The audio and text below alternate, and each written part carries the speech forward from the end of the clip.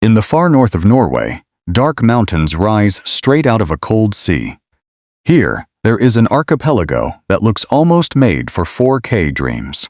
Red-roofed houses stand at the edge of the water. Small boats rest inside narrow fjords. In winter, snow settles over the fishing villages like a layer of white silence. Above them, the northern lights sometimes drift across the sky like green ribbons. And beneath the surface, schools of cod still move by an ancient instinct. An instinct that has fed the people here for generations. This is Lofoten. For travelers, Lofoten may seem like one of the most beautiful places in the Arctic. Sharp mountains, cold turquoise beaches, red Rorbu cabins reflected in still water, and winter nights lit by the aurora. But behind that beauty is a life that is anything but simple. Here, the sea is not just scenery. The sea is a workplace, a source of income, a family memory, and sometimes the line between safety and danger. These small villages do not exist only to be photographed.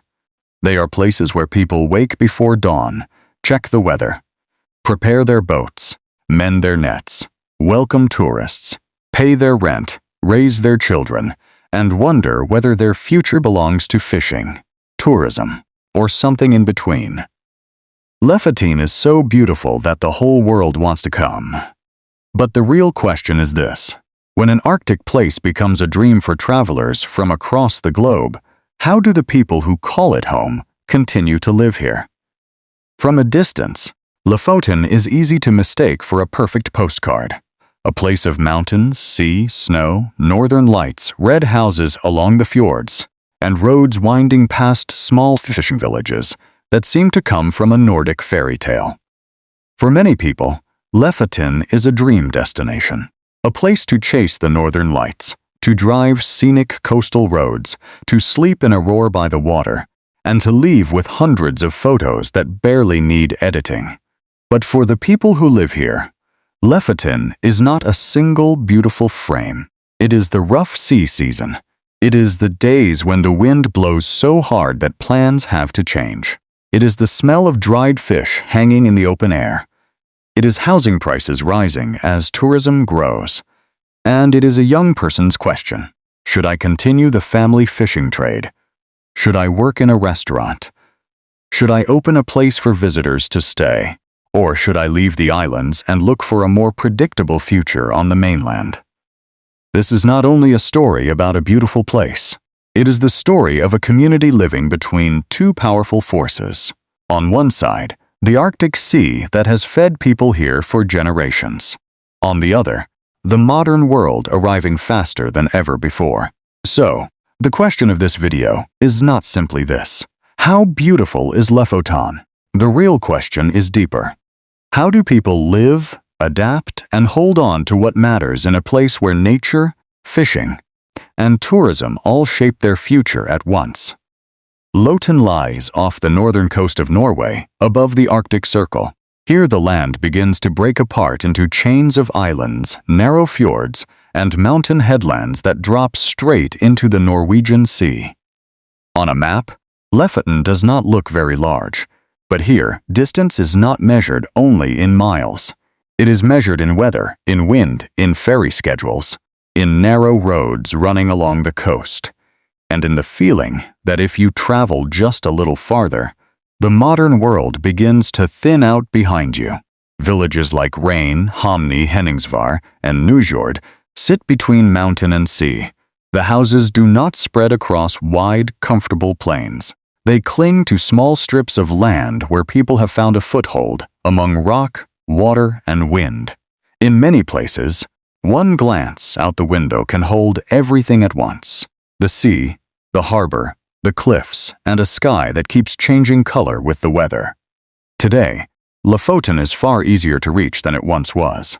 Roads, bridges, tunnels, fys, and small airports have connected communities that were once more isolated from the rest of Norway. But easier to reach does not mean easier to live in. Winter can still slow everything down. Strong winds and rough seas can still change the day without warning. Fishing plans can be delayed. Goods can arrive late. Travel between islands can become more difficult. For the people here, geography is not something written in a textbook. It is present in ordinary decisions. A late shipment can affect the small shop in the village. A storm can keep boats in the harbor.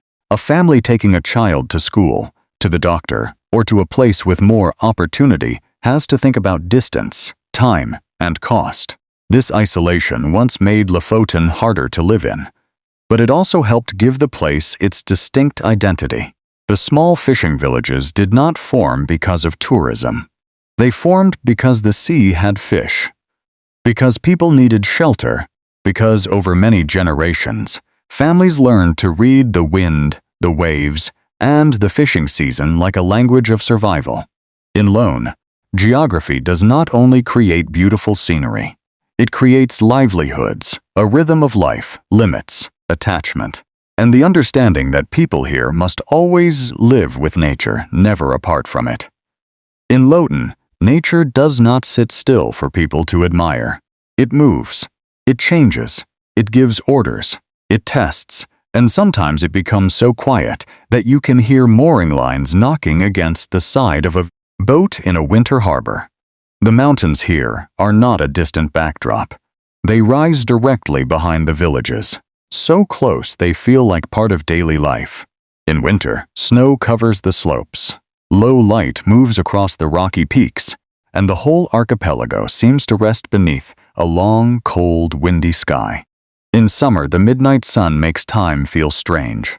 Night arrives, but the light remains on the sea. Still, Lofoten's greatest force is the sea. The sea feeds this place. For generations, cod has been part of its history, its economy, and its family memory. When the fishing season comes, the sea is no longer just a quiet blue space outside the window. It becomes a workplace, a place of risk, a place of hope. Boats head out into the cold and return with what has helped feed the whole community.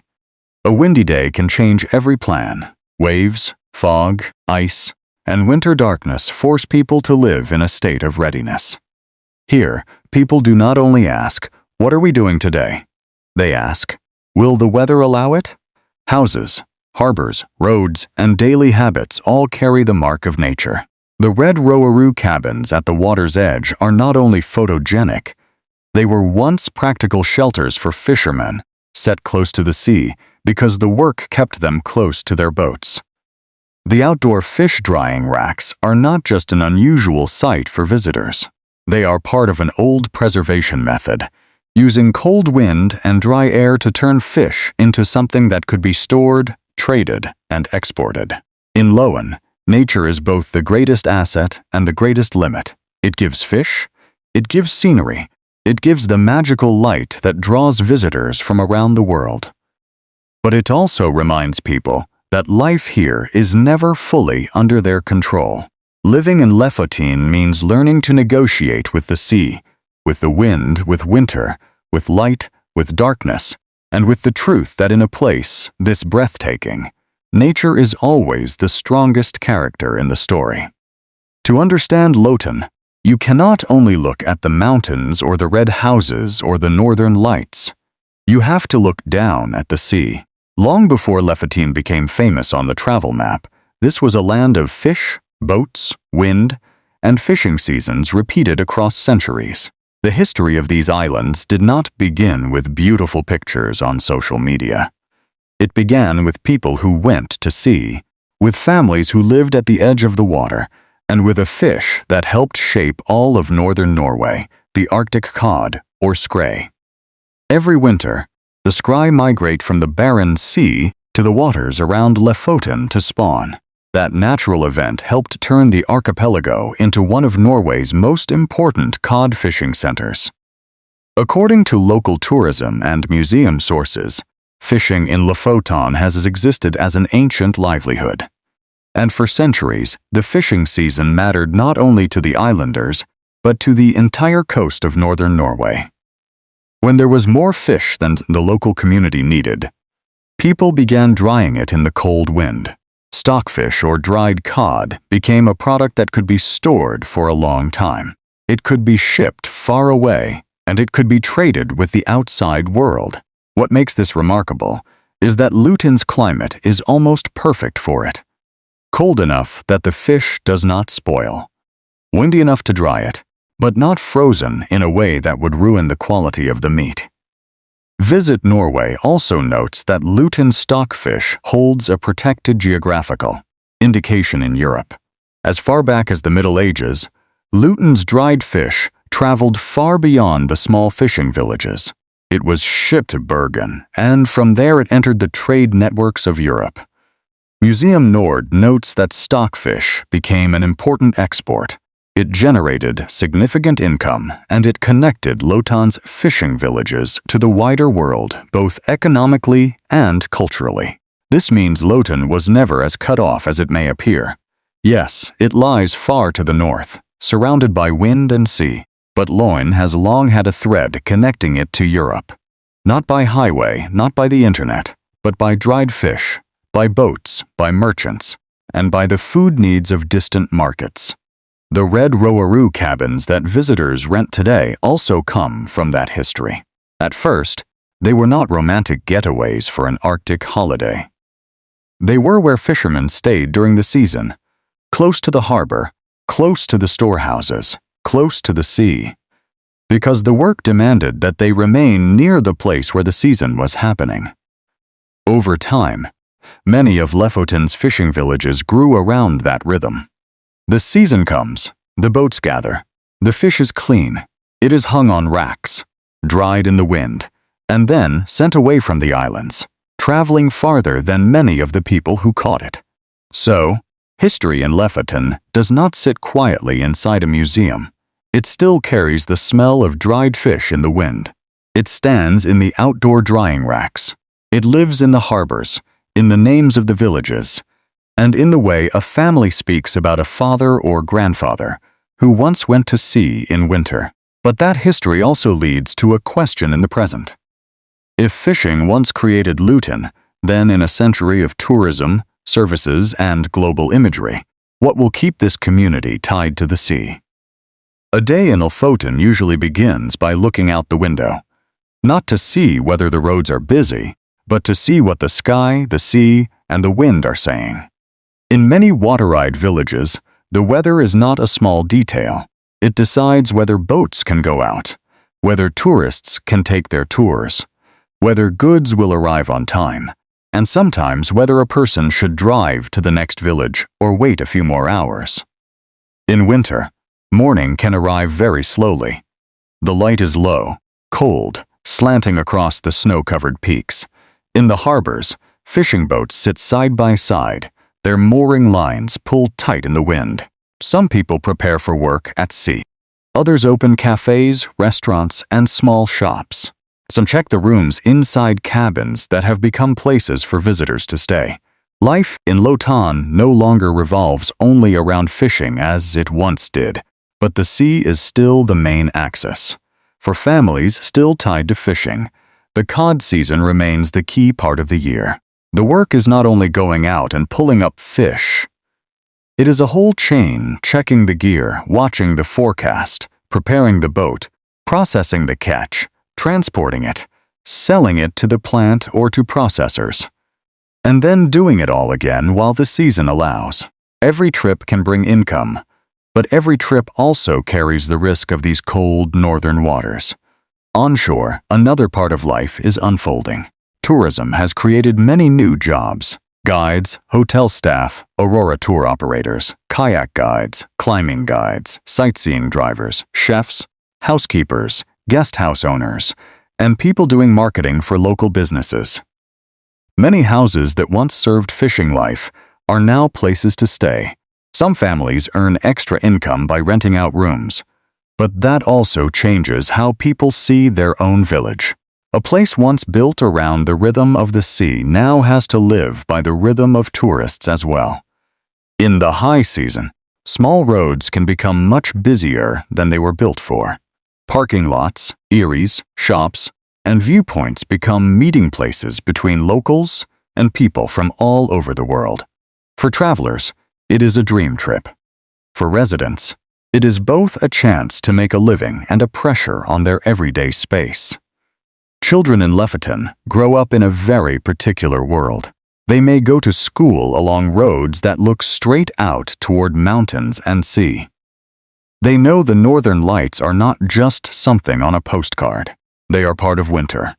They see fish hanging on outdoor racks, boats returning to the harbor, tourists stopping to photograph houses that to them are simply a neighbor's place, a relative's home, or somewhere their parents work.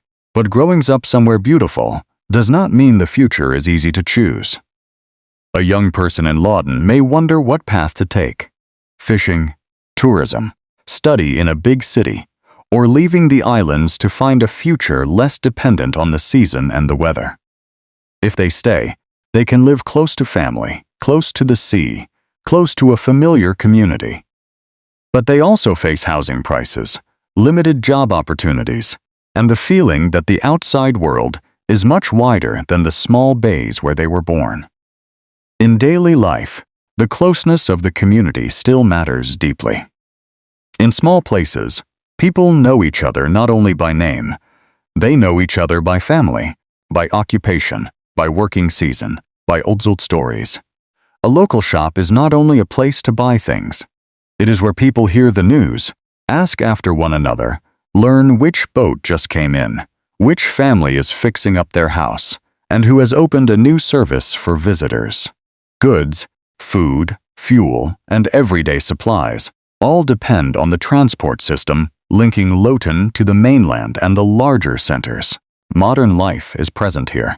Electricity, internet, schools, healthcare, roads, supermarkets, smartphones. But the island feeling is still there. When the weather turns bad, when a route is affected, when winter drags on, people still live behind the mountains. And when the northern lights begin to appear in the sky, Lofoten returns to the famous silence it is known for. But inside the lit-up houses, life is not a travel photo. It is a family's dinner after a long day of work. It is a father checking tomorrow's forecast. It is a mother answering a guest's booking message. It is a young person scrolling through opportunities in Oslo, Tromsø, or Bodo. It is a small community trying to hold on to its rhythm. Between the cold sea, the fishing season, and a growing wave of visitors, in Lofoten, everyday life is not dramatic in a loud way. It is dramatic in the small choices repeated every day. Go to sea or stay ashore. Keep the old trade or move into services. Open up to the world or protect the quiet of the village. Stay home or leave to seek a different future. Lofoten's identity does not live in a single symbol. It lives in the smell of dried fish hanging in the open air, in the red Rorbu cabins standing at the edge of the water, in the sound of a boat engine leaving the harbor in the morning, in meals of cold seafood from the northern sea, and in the way people speak about the weather, not as small talk but as part of life. In many parts of the world, culture is easiest to see in festivals, costumes, or special ceremonies. In Lofoten, it appears more quietly. It is found in the long relationship between people and the sea. Fishing does not only create income. It creates a rhythm of life. It shapes family memories, village layouts, eating habits, and the way houses are built. It also shapes local pride. To a visitor, an outdoor fish drying rack may look unusual. But in Lofoten, it is more than a strange sight. It is a trace of survival, a sign of a culture that learned to turn the cold climate into an advantage. The Rorbu cabins carry the same kind of meaning. Today, many visitors wake up inside them with a view of the mountains. They photograph the still water at dawn. They experience the cabins as peaceful, beautiful, and remote. But before the Rorbu became part of tourism, they belonged to working life. They were places where fishermen stayed during the season. Places where they rested after long hours at sea. Places where stories were told in rooms filled with the smell of salt, wood, damp clothes, and wind outside the door. So, culture here is not separate from work. It grows out of work, out of weather, out of the sea, and out of the routines that have kept these villages alive. The same is true of the food. Cod, dried fish, seafood, simple dishes from a cold northern coast. All of it speaks to the way people made use of what nature allowed, in a land where farmland is limited and winter lasts a long time. The sea was once the greatest pantry. What people ate was not only about taste. It was about adaptation. It was about learning what could be stored, shared, dried, salted, cooked, and carried through the cold months. But today, Lofoten's identity faces a new question.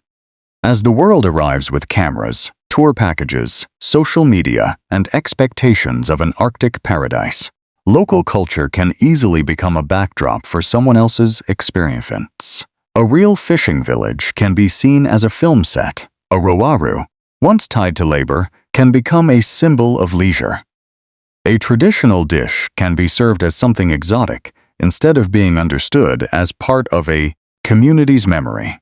That does not mean tourism brings only loss. Tourism also helps many young people stay. It creates new jobs. It encourages the preservation of old houses. It opens restaurants, retells local history, and makes the world pay attention to a land that was once far more remote. But one question remains important.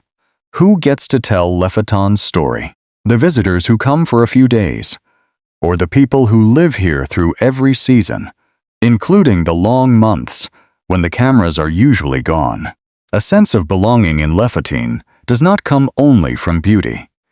It comes from understanding what outsiders only glimpse, what a shift in the wind means, how much the fishing season matters, how many memories a quiet harbor can hold, and why some people, even after leaving, still carry this place within them. The mountains, the sea, the red houses by the water, not as separate images, but as one inseparable part of who they are. Lofoten's economy has always begun with the sea, not with the hotels along the fjords, not with the cafes looking out toward the mountains, and not with the aurora tours that now bring visitors into the Arctic night. It began with cod, with wooden boats, harbors, storehouses, mooring lines, nets, salt, cold wind, and the winter months when the whole community turns its eyes toward the water. For generations, cod was not just a product. It was the foundation of life. A good season could bring income, jobs, and stability for a family. It could give a fishing village another reason to keep going. A difficult season could make everything harder. Meals, boat repairs, fuel, and even a young person's decision about whether to continue the family trade. Fishing in Lofoten is not as romantic as it may look in photographs. Behind the image of a small boat crossing the fjord at dawn, there are long hours of work in the cold. There is the cost of fuel, the cost of equipment, maintenance, licenses, fishing regulations, market changes, and the constant risk of a life shaped by the sea. This kind of work takes experience. It takes discipline. It takes the ability to read the weather, understand the waters, and accept that the sea does not give the same answer every day. Some days it allows a living. Some days it does not. But today, Lofoten no longer lives by fish alone. Tourism has become a new economic pillar. Villages that were once quiet now have guest houses, restaurants, cafes, photo tours, climbing tours, kayak tours, whale watching tours, and aurora tours.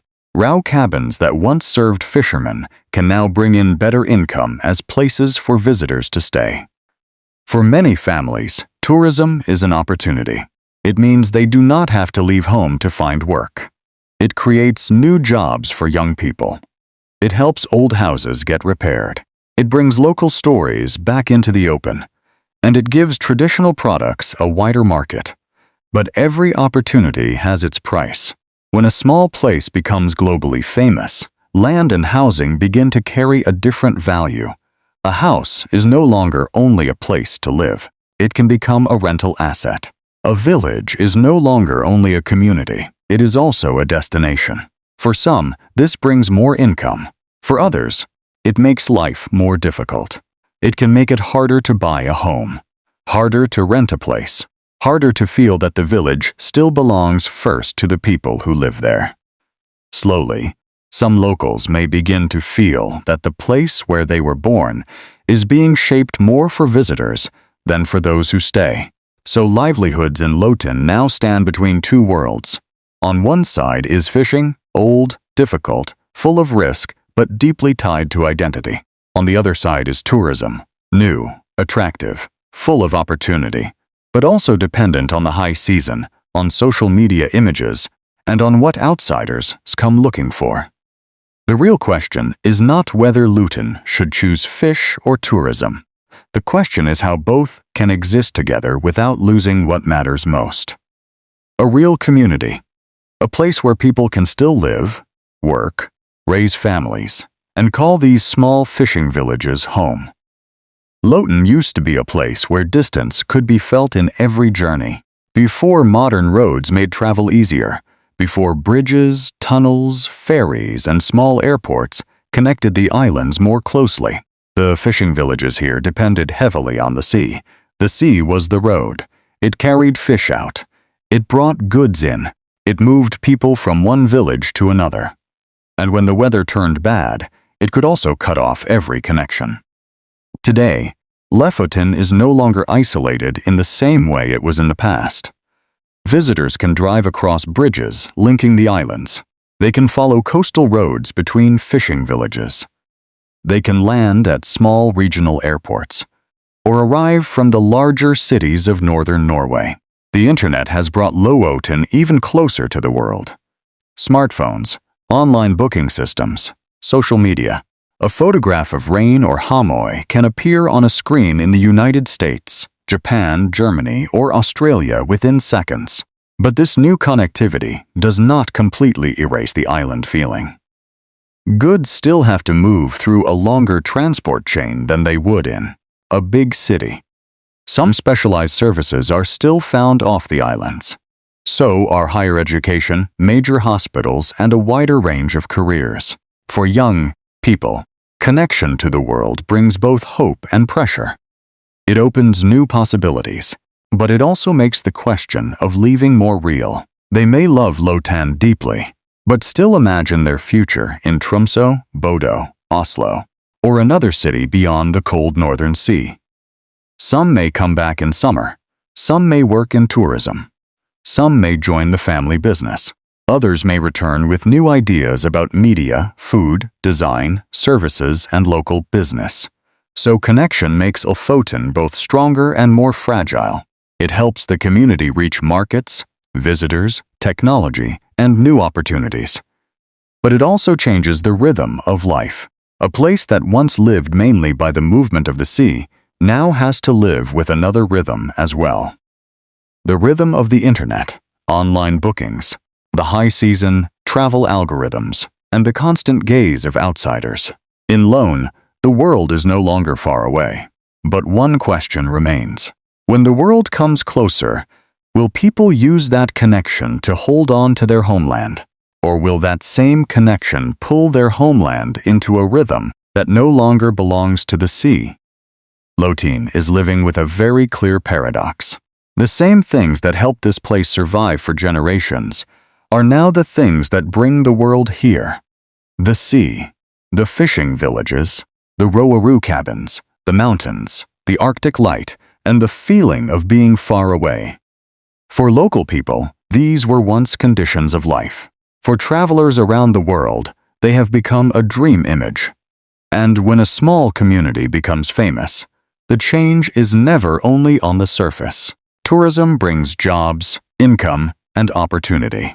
It helps old houses get repaired. It helps small businesses begin. It gives many young people a reason to stay instead of leaving.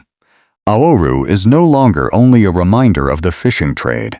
It can become a new source of livelihood for a family. A cafe, a restaurant, an aurora tour, a climbing guide service. Each one can create another path for people who do not want to depend entirely on the sea.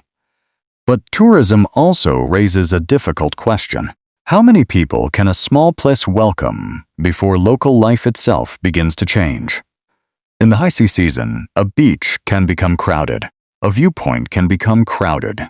A narrow village road can become crowded. For visitors, it may be a beautiful moment to capture. For residents, it can mean traffic, trash, pressure on local services, and the quiet feeling that a familiar place is slowly becoming a public space for outsiders. Housing and real estate are also part of this tension. When homes can become short-term rentals, the value of a house begins to change. For property owners, that can bring opportunity. But for young people who want to buy a home, start a family, and stay, it can make life much harder. A community needs more than hotels and guest houses. It needs real homes. Homes where children grow up, where people work through the whole year, where neighbors know each other in winter, not only in summer. At the same time, fishing faces pressures of its own.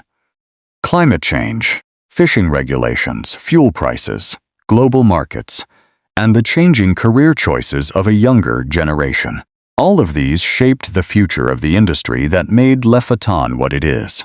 Fishing still matters deeply, but it is no longer the only path, and it is not always the easiest one to choose. For a young person, staying in Lofoten is not only a romantic story about loving home, it is also a practical question. Is there steady work here? Can I afford a home? Can I build a family? Will my life depend too much on the tourist season? Do I want to keep fishing in a time filled with uncertainty? So, Lofoten's tension is not simply between old and new. It is an ongoing negotiation between the sea and tourism, between housing and investment property, between a small community and a global brand, between the residents' right to quiet and the world's desire to explore. And in that negotiation, the most important question is not how to make Lofoten more famous. It is how Lofoten can remain a real place to live, even when the world arrives. Not just a beautiful backdrop for others to pass through, but a homeland where local people can still work, raise families, and belong. There is something easy to forget. When Lofoten is seen through beautiful film, it is not only about mountains or the sea or snow or the aurora borealis. It is also about the people who choose to stay through long winters, through stormy seas, through uncertain fishing seasons, and through changes they cannot fully control. Staying in Lofoten is not always a romantic choice. It can mean accepting distance from the bigger cities, accepting that some opportunities will always be outside the archipelago, accepting that the weather may slow down ordinary plans, and accepting that your village, once part of a small local community, may now appear in millions of photos online. But staying also means keeping a connection that is hard to replace. It means knowing exactly how the winter light changes on the hillsides behind your house. It means remembering the sound of boats returning to the harbor. It means understanding why the smell of dried fish in the wind is not only the smell of work. It is the smell of history. It means growing up along familiar small roads and docks.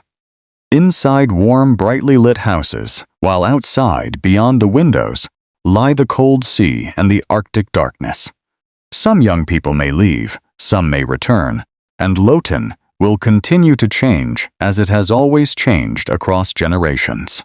But as long as there are still people who see the sea as more than a beautiful view, Lofoten remains something deeper.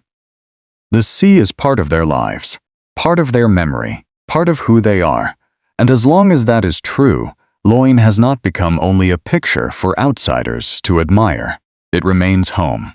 As the last rays of sunlight fall on the red rooftops by the water, Lofoten continues its rhythm of life. Slow, cold, breathtakingly beautiful, but never as easy as the photographs might suggest. Here, people do not simply live beside the sea. They live with the sea. They work for the sea. They worry about the sea. And they pass the memory of the sea from one generation to the next. Lofoten reminds us that some places cannot be understood through a short trip or through one perfect photograph. To understand a land, we have to look at the people who remain. After the tourists leave, after the peak season ends, after the aurora borealis fades from the sky, and after life returns to work, weather, family, difficult choices, and quiet trade-offs. Perhaps it is in remote places like Lofoten that we realize something important. The deepest beauty of a land is not only in its landscape, it is in the way people learn to belong to it. If you want to continue exploring the world's remote, harsh, and little-known regions, join us on our next journeys.